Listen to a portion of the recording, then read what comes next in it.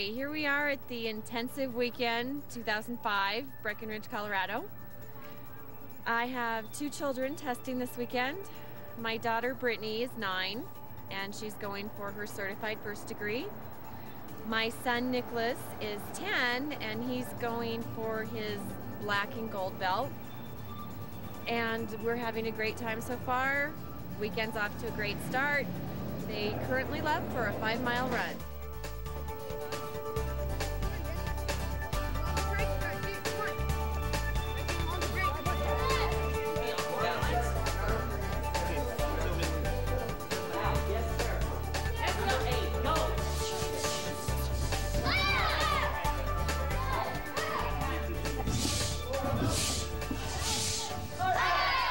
Hi, I'm Kim Lane, and this is my son Corey. And we started karate about 5 years ago. We were approached when Corey was 7 to go into the leadership program. And Master Lewis said that he wanted Corey to go to black belt. And I remember thinking at the time that I wasn't quite sure that he was going to make it. He was struggling a lot, and it was really tough. And over the years, somehow, we just kept with it. And last year, Corey became a black belt, and I couldn't be prouder of him. We both had tears in our eyes when we got our black belts, and there was no greater accomplishment. Now he can do anything. My name is Lynn Hankins, and this is my daughter, Tara Puckman. Tara was 14 years old when she started. Actually, she started about 2 months before me, and after watching her in class for a couple months, I just thought it looked really fun, and since I was going to be there anyway, I decided why not give it a shot. I didn't have any friends, and I wasn't athletic at all. Basically, my life was television and video games, and I really needed something productive to do. I've made so many new and safe and exciting friends. As you know, in high school, it's really hard to make friends who aren't into the bad scene, like drugs and alcohol and everything like that. Well, here I can make friends where everybody I knew was safe. I, too, have met some of the most wonderful people who will be just lifelong friends, the staff, the other people in the school, my prep cycles. You know, it's kept me in better shape than I've probably been in since my mid-20s. Hi, my name is Denise Munger. This is my family. This is Nicole, Christopher, my husband Will. We've been with Mile High Karate now for almost 4 years, but my family's been doing karate for over 7 years. My son Christopher decided he wanted to go into karate when he was 5 years old. Nicole is a certified first degree black belt. She received her certification in May of 2005. Christopher is a conditional black belt. He will receive his certification hopefully this weekend. My husband and I are now conditional black belts. Making the black belt decision was a good decision for us because it made them get into it. We really enjoy being a physical family. We have loved sparring together. We really enjoy it. Hey, my name is Graham Montoya, and this is my son Xavier. Xavier is 10 years old, almost 11. The skills that this child is learning at such a young age is going to carry on with him into high school, into college, and into his future careers. The things that he's learning now is going to make him a huge success in the future.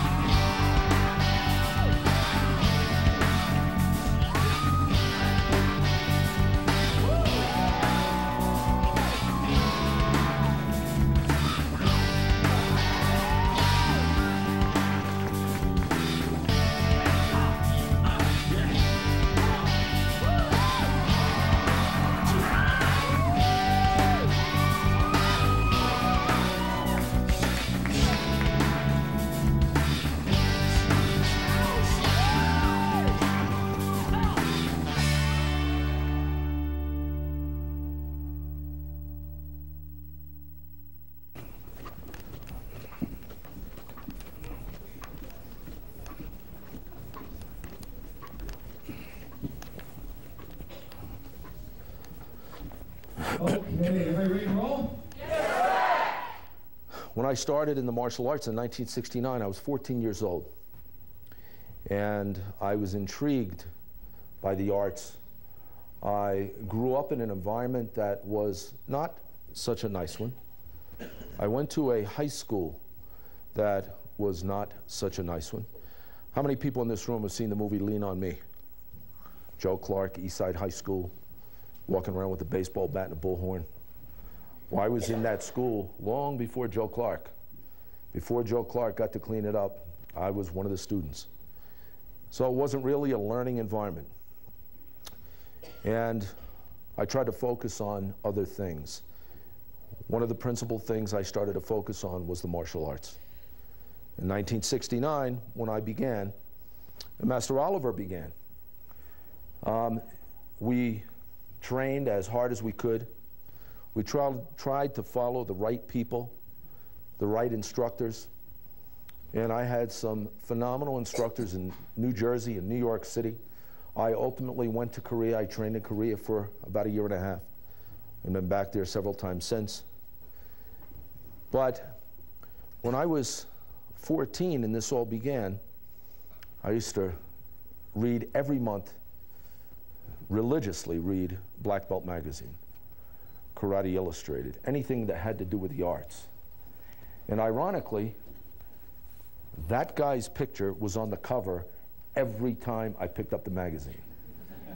World champion, world kickboxing champion, world point contact fighter champion, the best of the best of the best in the entire world. I got to see him fight. I watched him in person. I watched him on television. But I never got to meet him until after September 11th. And that was one of the biggest honors in my lifetime, because he was somebody that I admired. I watched his career grow. I watched him grow. And it was a great honor to meet him and ultimately to become very good friends with him. Through Master Smith, I met Master Oliver. And I have to tell you, I've been involved in the arts since 1969, and I've trained with some of the biggest names in the world. In my opinion, and Master Smith and I talked about this last night, is probably some of the most aggressive training, aggressive testing, and aggressive teaching in the arts that I've ever seen. And I've been all over. So I want to commend Master Oliver for his commercial awareness, for what he has done for the arts, but more importantly, what he's done for you. You are receiving some of the best training in the country by some of the best professionals, and you have an opportunity to do things in life that many other people do not. As you grow, and this is for everybody in this room, don't ever think there's nothing that you can't do. Anything you can't do. There is nothing you can't do. Nothing. If you want to do it, and it's in here, it's in your heart, and you feel it, it's just like getting your black belt. How many people thought that 2 years ago, 3 years ago, 4 years ago, 5, 10, how many people thought you would win, earn, be awarded, be the recipient of a black belt? I never did when I was younger. I had it here. It was something I wanted, but it was one of those things that was so far distant, I didn't know if it would ever happen. For me, when it happened, it wasn't enough. I wanted the next. For me, when I became a New York City detective, I wanted the next step. You know, sometimes when you want the next step and you get it, you look back and say, I should have stopped at the last one. When I became the New York City Police Commissioner, I can remember being appointed, being sworn in front of thousands of people on the steps of City Hall in New York. My family, my friends, my colleagues. Mayor Giuliani told me, you know what? We have 18 months to go. It's going to be smooth sailing. Crime has to come down a little bit more, but everything's going to be fine. And about 3 weeks later, I get a briefing from the Intelligence Division who tells me that the United Nations is holding their 75th annual summit, and there's going to be 234 heads of state from all over the world coming to New York City. And I ran over to City Hall and I told the mayor, I thought you said it was smooth sailing. This is the biggest gathering of heads of state anywhere in the world at any one time. Who's responsible? I was. Something happens, it's my fault. Looking back then, was it difficult? Yes. Was it a challenge? Yes. But it was something that had to be done. I took that step and I did it. You guys can do the same thing. Whether it's the police department, whether it's your schoolwork, whether it's your high school or college, or whether it's in the professions and the jobs you have today, be a leader. Don't be a follower. When I was younger, I didn't have anybody to go to. I didn't have a mentor or a tutor. And my lifestyle at home was very different. So my guidance, my support mechanism, it all came from my martial arts instructors. And it put me on the right path. And the adults will understand this, probably a little more than the kids. But in, I guess, 1985, I became the warden of the Passaic County Jail in New Jersey. It was a jail that held 1,100 inmates. I was only 30 years old, and I become the warden. It's an extremely big job. One of the top law enforcement officials in the county. And my mother and father came to the swearing in. And my mother was interviewed by the press. You should never talk to the press, never. I just want to clarify that. But if you do, you better make sure you know what you're saying. And my mother, she wasn't press savvy. So the reporter sticks a microphone in my mother's face and says, your son is only 30 years old. He is the warden of this jail, one of the top law enforcement positions in the state of New Jersey. What do you think? My mother's response? I always knew he was going to wind up behind bars, but I wasn't sure what side.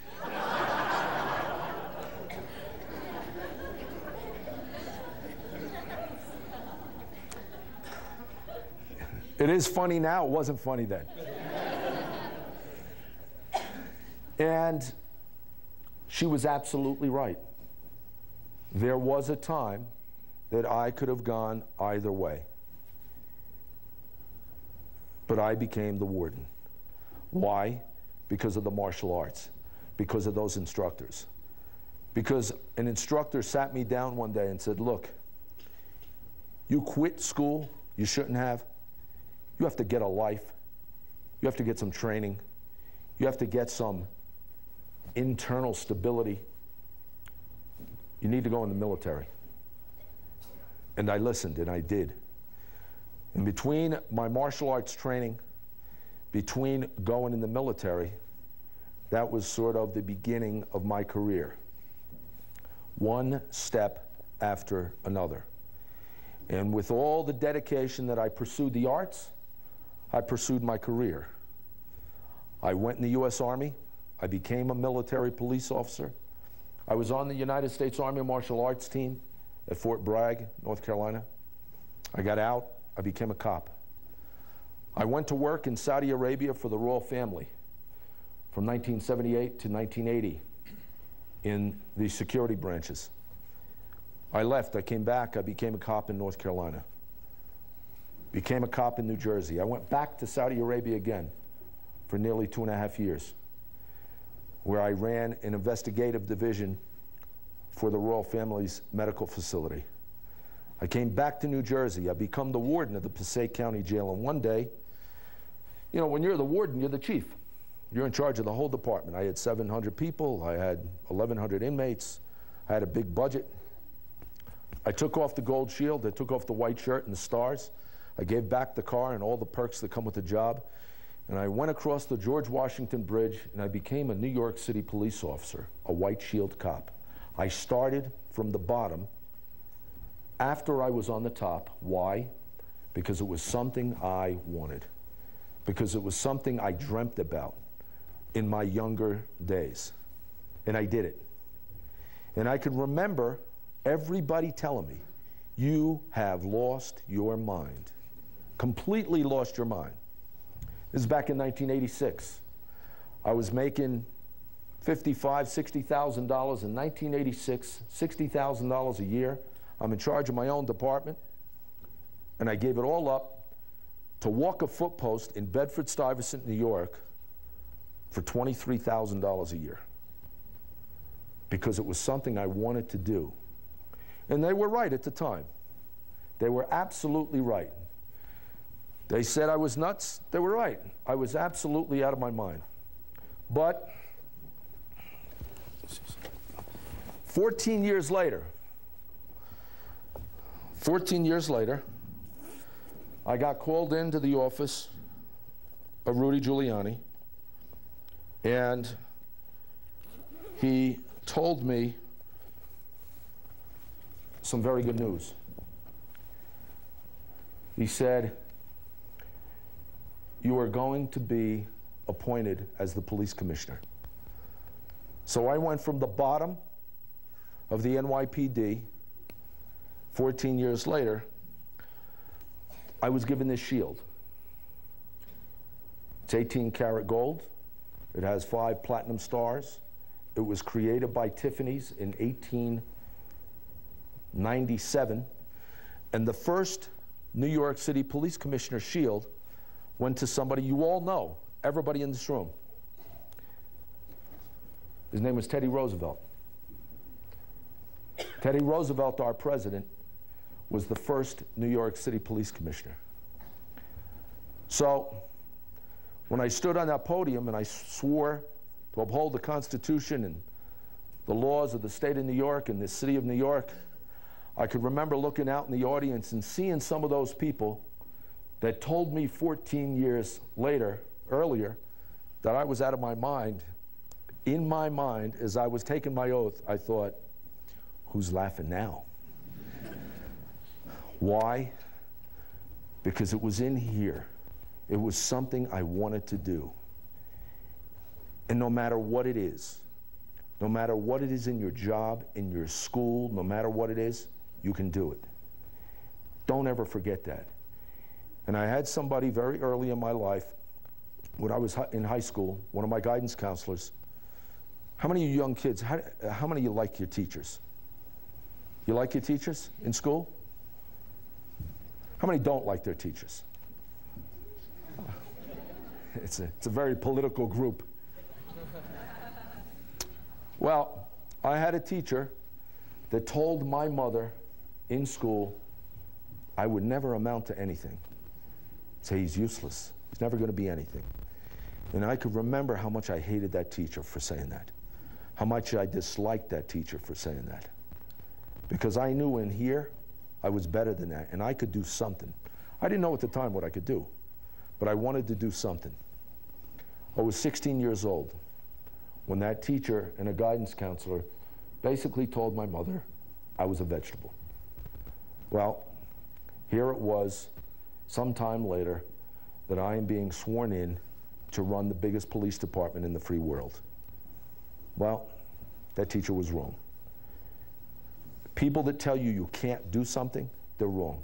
Don't ever listen to them. Don't ever listen to them. You do what you feel is right. You do what's in your heart.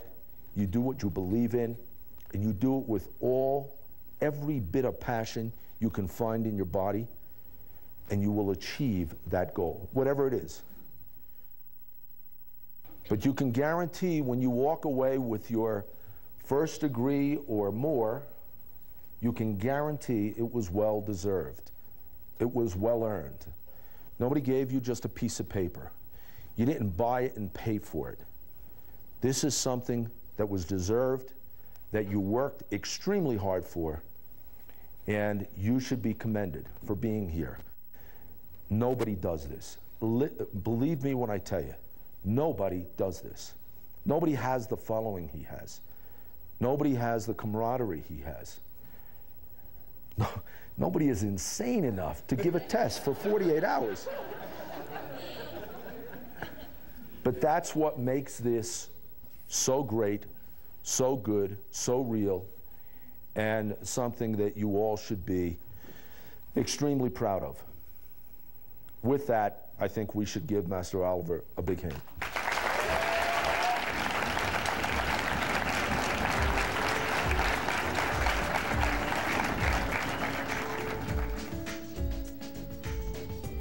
My name is Tanya Bennett. This is my daughter Shelby. She's 12. And my daughter Megan is 8. I'm Kevin Bennett. My occupation is I'm a Denver sheriff. I found with Mile High Karate that they teach a whole scope of things. It's not just kicking and punching. It's conflict avoidance. It's you know, learning how to speak well and show respect. And if you can do that with the kind of people that I deal with, they respond well to that.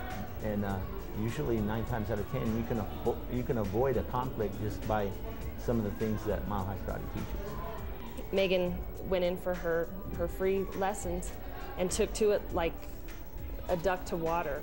Just the yes sirs and the no sirs, everything. Her manners, everything was just through the roof.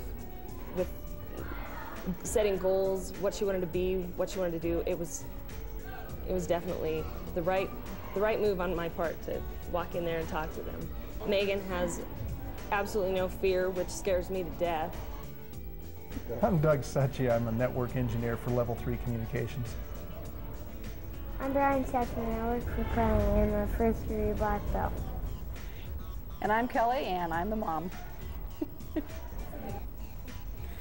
Brian started when he was about 3.5 years old, so he's been doing it for 4.5 years. So he got his black belt when he was 6 years old. After a month in karate, he was more flexible and stronger than after a year in the preschool gymnastics program. His self-confidence has blossomed. He was painfully shy. No problem with shyness. Yes, at first sometimes I'm not shy.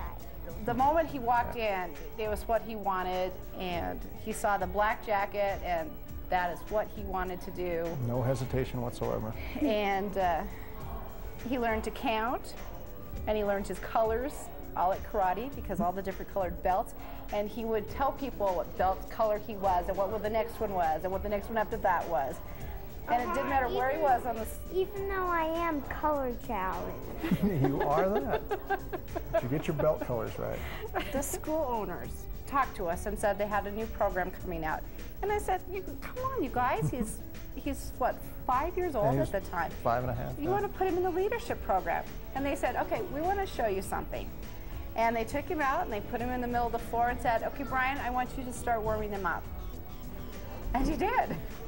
And so they saw that quality in him, and they said, you know, you really need to get him into this program so that we can develop this.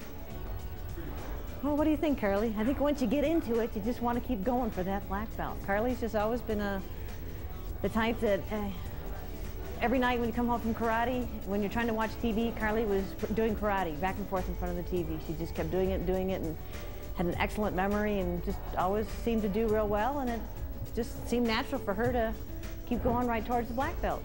I think that karate has helped me in a lot of different ways. It's helped, like my grandma said, it's helped me in self-confidence. It's helped me in my grades in school. I have a lot more friends than I used to have. My 2 sons joined at first, and then about a year later, they begged and begged and begged for Mom to join. So I surprised him one day, and I went to see Master Lewis and got my white gi and brought it home and hid and put it on and walked into the house with it on. And they were very excited.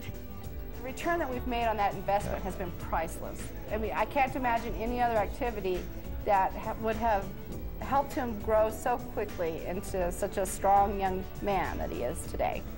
My whole belief behind the thing is I've never met a black belt that was not successful in life. And that comes from, I'm just gonna start getting emotional now.